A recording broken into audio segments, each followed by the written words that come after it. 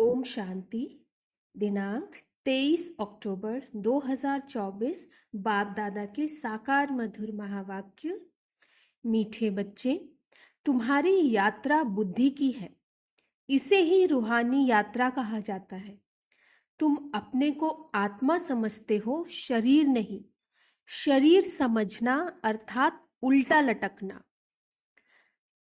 प्रश्न, माया के पॉम्प में मनुष्यों को कौन सी इज्जत मिलती है? उत्तर, आसुरी इज्जत। मनुष्य किसी को भी आज थोड़ी इज्जत देते, कल उसकी बेइज्जती करते, गालियां देते हैं। माया ने सबकी बेइज्जती की है, पतित बना दिया है। बाप आए हैं तुम्हें दैवी इज्जत वाला बनाने। ओम शांति। रूहानी बाप रूहों से पूछते हैं, कहाँ बैठे हो? तुम कहेंगे, विश्व की रूहानी यूनिवर्सिटी में। रूहानी अक्षर तो वो लोग जानते नहीं। विश्वविद्यालय तो दुनिया में अनेक है। यह है सारे विश्व में एक ही रूहानी विद्यालय, एक ही पढ़ाने वाला है। क्या पढ़ाते हैं? रूहानी नॉलेज। तो यह है स्पिरिचुअल विद्यालय अर्थात रूहानी पाठशाला। स्पिरिचुअल अर्थात रूहानी नॉलेज पढ़ाने वाला कौन है, यह भी तुम बच्चे अभी ही जानते हो। रूहानी बाप ही रूहानी नॉलेज पढ़ाते हैं, इसलिए उनको टीचर भी कहते हैं।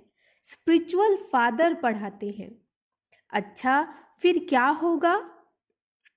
तुम बच्चे जानते हो, इस रूहानी नॉलेज से हम अपना आदि सनातन देवी देवता धर्म स्थापन करते हैं। एक धर्म की स्थापना, बाकी जो इतने सब धर्म हैं उनका विनाश हो जाएगा। इस स्पिरिचुअल नॉलेज का सब धर्मों से क्या ताल्लुक है, यह भी तुम अब जानते हो। एक धर्म की स्थापना इस रूहानी नॉलेज से होती है। यह लक्ष्मी नारायण विश्व के मालिक थे ना, उनको कहेंगे रूहानी दुनिया, स्पिरिचुअल वर्ल्ड। इस स्पिरिचुअल नॉलेज से तुम राजयोग सीखते हो, राजाई स्थापन होती है।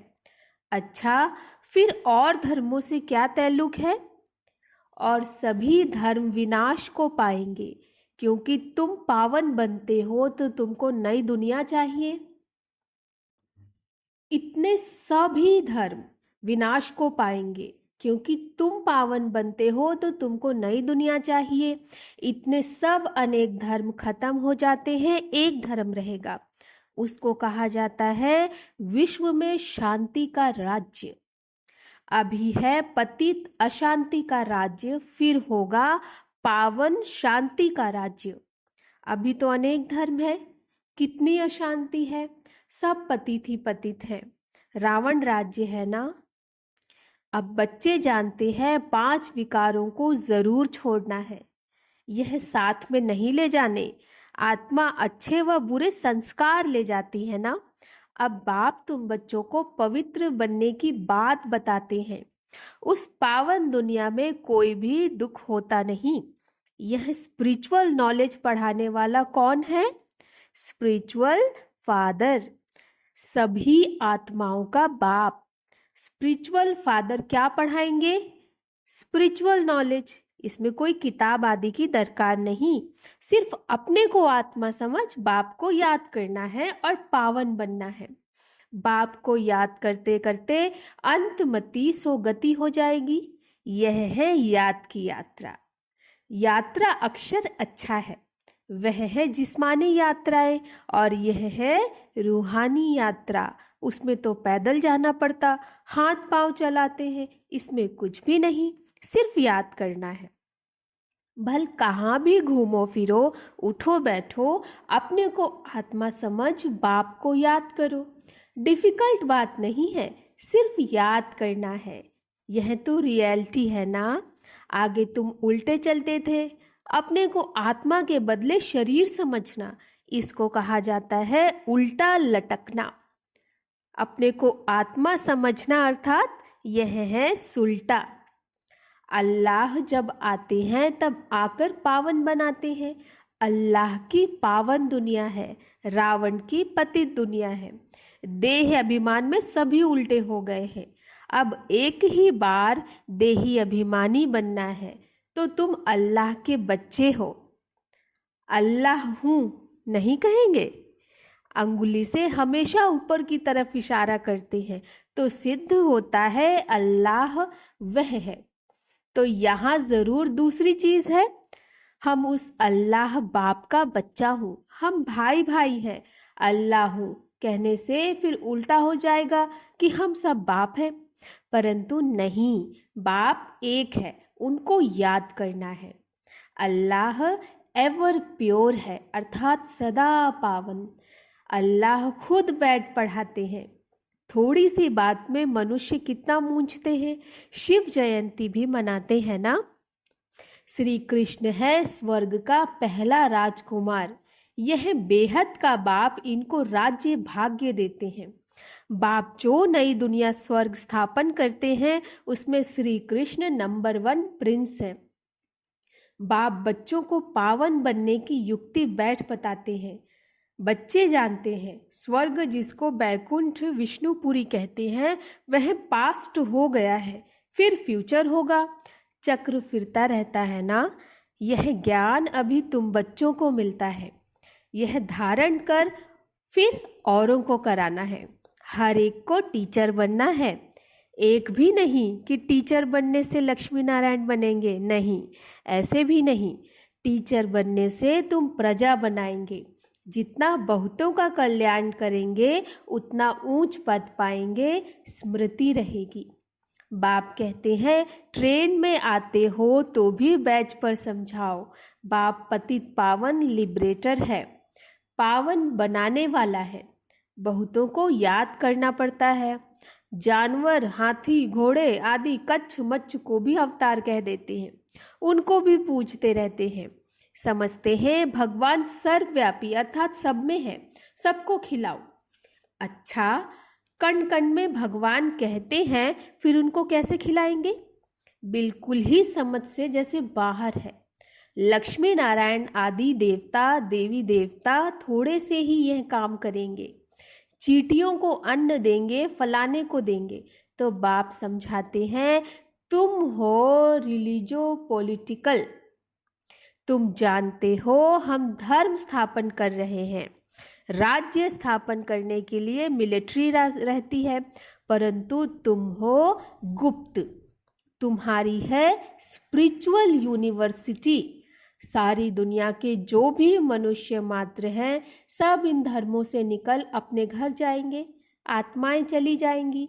वह है आत्माओं के रहने का घर, परम धाम। अभी तुम संगम युग पर पढ़ रहे हो, फिर सतयुग में आकर राज्य करेंगे और कोई धर्म नहीं होगा। गीत में भी है ना, बाबा आप जो देते हो वह और कोई दे ना सके। सारा आसमान, सारी ही धरती तुम्हारी रहेगी। सारे विश्व के मालिक तुम बन जाते हो। यह भी अभी तुम समझते हो। नई दुनिया में यह सभी बातें भूल जाएंगी। इसको कहा जाता है रूहानी स्पिरिचुअल नॉलेज। तुम बच्चों की बुद्धि में है कि हम हर 5000 वर्ष बाद राज्य लेते हैं, फिर गंवाते हैं। यह 84 का चक्र फिरता ही रहता है। तो पढ़ाई पढ़नी पड़े तभी जा सकेंगे ना। पढ़ेंगे नहीं तो नई दुनिया में जा नहीं सकेंगे। वहाँ का तो लिमिटेड नंबर है। नंबर वार पुरुषार्थ अनुसार वहाँ जाकर पद पाएंगे। इतने सब तो पढ़ेंगे नहीं। अगर सभी पढ़ें तो फिर दूसरे जन्म में राज्य भी पावें। पढ़ने वालों की लिमिट है। सतयुग त्रेता में आने वाले ही पढ़ेंगे। तुम्हारी प्रजा बहुत बनती रहती है। देरी से आने वाले पाप तो भस्म कर न सके। पाप आत्माएं होंगी तो फिर सजाएं खाकर बहुत थोड़ा पद पा लेंगी। बेइज्जती होगी। जो अभी माया की बहुत इज्जत वाले हैं वह बेइज्जत बन जाएंगे। यह है ईश्वरीय इज्जत, वह है आसुरी इज्जत। ईश्वरीय अथवा दैवी इज्जत और आसुरी इज्जत में रात दिन का फर्क है। हम आसुरी इज्जत वाले थे, अब फिर दैवी इज्जत वाले बनते हैं। आसुरी इज्जत से बिल्कुल बैगर बन जाते हैं। यह है कांटों की दुनिया, तो बेइज्जती हुई ना। फिर कितनी इज्जत वाले बनते हो। यथा राजा रानी तथा प्रजा। बेहद का बाप तुम्हारी इज्जत बहुत ऊंच बनाते हैं, तो इतना पुरुषार्थ भी करना है। सब कहते हैं हम अपनी इज्जत ऐसे बनावे, अर्थात नर से नारायण और नारी से लक्ष्मी बन जावे। इतनी ऊंच इज्जत कोई की है नहीं। कथा भी नर से नारायण बनने की ही सुनते हैं। अमर कथा, तीजरी की कथा, यह एक ही है। यह कथा अभी तुम सुन रहे हो। तुम बच्चे विश्व के मालिक थे, फिर 84 जन्म लेते नीचे उतरते आए हो, फिर पहला नंबर का जन्म ले होगा। पहले नंबर जन्म में तुम बहुत ऊंच पद पाते हो। राम इज्जत वाले बनाते हैं, रावण बेइज्जतवान बना देते हैं। इस नॉलेज से ही तुम मुक्ति, जीवन मुक्ति को पाते हो। आधा कल्प रावण का नाम नहीं रहता। यह बातें अभी तुम बच्चों की बुद्धि में आती हैं, सो भी नंबरवार। कल्प कल्प ऐसे ही तुम नंबरवार पुरुषार्थ अनुसार समझदार बनते हो। माया गफलत कराती है, बेहद के बाप को याद करना ही भूल जाते। भगवान पढ़ाते हैं, वह हमारा टीचर बना है, फिर भी एब्सेंट रहते हैं, पढ़ते नहीं। दर दर धक्के खाने की आदत पड़ी हुई है। पढ़ाई पर जितना ध्यान नहीं रहता है तो उनको फिर नौकरी में लगा देना होता है। धोबी आदि का काम करते हैं, उसमें पढ़ाई की क्या दरकार है। व्यापार में मनुष्य मल्टी मिलियनर बन जाते हैं, नौकरी में इतना नहीं बनते, उसमें तो फिक्स पगार मिलेगी। अब तुम्हारी पढ़ाई है विश्व की बादशाही के लिए। यहाँ कहते हैं ना हम भारतवासी हैं, पीछे फिर तुमको कहेंगे विश्व के मालिक। वहाँ देवी देवता धर्म के सिवाय दूसरा कोई धर्म होता ही नहीं। बाप तुमको विश्व का मालिक बनाते हैं तो उनकी मत पर चलना चाहिए। कोई भी विकार का भूत नहीं होना चाहिए। ये भूत बहुत खराब है। कामी की हेल्थ बिगड़ती रहती है, ताकत कम हो जाती है। इस काम विकार ने तुमको तुम्हारी ताकत बिल्कुल खत्म कर दी है। नतीजा यह हुआ है कि आयु कम होती गई है, भोगी बन पड़े हो। कामी, भोगी, रोगी सब बन जाते हैं, वहाँ विकार होता नहीं। तो योगी होते हैं सदैव तंदुरुस्त, और आयु भी 150 वर्ष होती है। वहाँ काल खाता नहीं। इस पर एक कथा भी बताते हैं। कोई से पूछा गया पहले सुख चाहिए पहले दुख चाहिए, तो उनको कोई ने इशारा दिया, बोलो पहले सुख चाहिए, क्योंकि सुख में चले जाएंगे तो वहाँ कोई काल आएगा ही नहीं, अंदर घुस न सके। एक कथा बना दी है। बाप समझाते हैं तुम सुखधाम में रहते हो तो वहाँ कोई काल होता नहीं, रावण राज्य ही नहीं। फिर जब विकारी बनते हैं तो काल आता है। कथाएं कितनी बना दी है, काल ले गया, फिर यह हुआ। न काल देखने में आता है न आत्मा दिखाई पड़ती है। इनको कहा जाता है दंत कथाएं। कनरस की बहुत कहानियां हैं। अब बाप समझाते हैं वहाँ अकाले मृत्यु कभी होती नहीं, आयु बड़ी होती है और पवित्र रहते हैं। 16 कला, फिर कला कम होते होते एकदम 9 कला हो जाते हैं। मैं निर्गुण हारे में कोई गुण नहीं। एक निर्गुण संस्था भी बच्चों की है। कहते हैं हमारे में कोई गुण नहीं, हमको गुणवान बनाओ, सर्वगुण संपन्न बनाओ। अब बाप कहते हैं पवित्र बनना है, मरना भी है सबको। इतने ढेर मनुष्य सतयुग में नहीं होते, अभी तो कितने ढेर हैं। वहाँ बच्चा भी योग बल से होता है। यहाँ तो देखो कितने बच्चे पैदा करते रहते हैं। बाप फिर भी कहते हैं बाप को याद करो। वह बाप ही पढ़ाते हैं, टीचर पढ़ाने वाला याद पड़ता है। तुम जानते हो शिव बाबा हमको पढ़ा रहे हैं, क्या पढ़ाते हैं वह भी तुमको मालूम है। तो बाप अथवा टीचर से योग लगाना है। नॉलेज बहुत ऊंची है। अभी तुम सबकी स्टूडेंट लाइफ है। ऐसी यूनिवर्सिटी कभी देखी जहाँ बच्चे बूढ़े जवान सब इकट्ठे बैठ पढ़ते हैं। एक ही स्कूल, एक ही पढ़ाने वाला टीचर हो और जिसमें ब्रह्मा स्वयं भी पढ़ता हो। वंडर है ना। शिव बाबा तुमको पढ़ाते हैं, यह ब्रह्मा भी सुनते हैं। बच्चा चाहे बूढ़ा कोई भी पढ़ सकते हैं। तुम भी पढ़ते हो ना। यह नॉलेज अब पढ़ाना शुरू कर दिया है। दिन प्रतिदिन टाइम कम होता चला जाता है। अभी तुम बेहद में चले गए हो। जानते हो यह 5000 वर्ष का चक्र कैसे पास हुआ। पहले एक धर्म था, अभी कितने ढेर धर्म हैं। अभी सावरेंटी नहीं कहेंगे, इनको कहा जाता है प्रजा का प्रजा पर राज्य। पहले पहले बहुत पावरफुल धर्म था, सारे विश्व के मालिक थे। अभी अधर्मी बन पड़े हैं, कोई धर्म ही नहीं। सब में 5 विकार हैं। बेहद का बाप कहते हैं, बच्चों अब धैर्य धरो, बाकी थोड़ा समय तुम इस रावण राज्य में हो। बच्चों धैर्य धरो। अच्छी रीति पढ़ेंगे तो फिर सुखधाम में चले जाएंगे। यह है दुख धाम। तुम अपने शांति धाम और सुख धाम को याद करो, इस दुख धाम को भूलते जाओ। आत्माओं का बाप डायरेक्शन देते हैं। हे रूहानी बच्चों ने इन ऑर्गन्स द्वारा सुना।